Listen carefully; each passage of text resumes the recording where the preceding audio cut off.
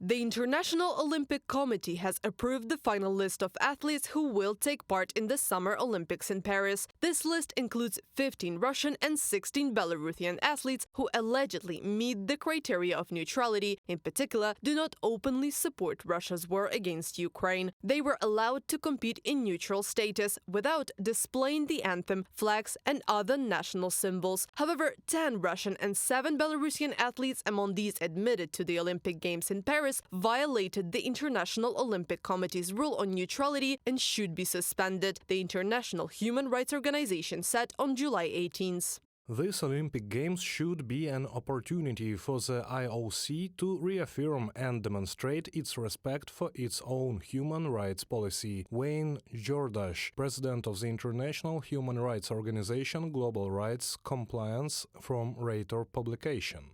In February 2024, the Ukrainian Olympic Committee asked the International Committee to investigate the participation of Russian and Belarusian athletes in connection with the alleged violation of neutrality. Ukraine made every effort to have these athletes suspended. We found photos of athletes performing, for example, against a Z swastika background at some propaganda concerts or at tournaments in honor of the occupiers. We collected folders, papers and photos. In the end, we have a fantastic result: 20 times fewer Russian citizens than at the previous Olympic Games. That, I think, is worth a lot. Serhiy Bykov, representative of the Ukrainian Ministry of Youth and Sports, in an interview with Radio Liberty. France refused to allow about 100 people from Russia, Belarus and other countries who were going to come to the Olympics as journalists, physiotherapists and technical staff because of the risk of espionage and cyber attacks. The head of the French Interior Ministry called it a precautionary approach. They probably didn't come here to commit terrorist attacks, but beyond intelligence and traditional espionage, there is the possibility of gaining access to computer networks to carry out a cyber attack. Gérald Darmanin, Minister of the Interior of France, in an interview with Le Journal du Dimanche.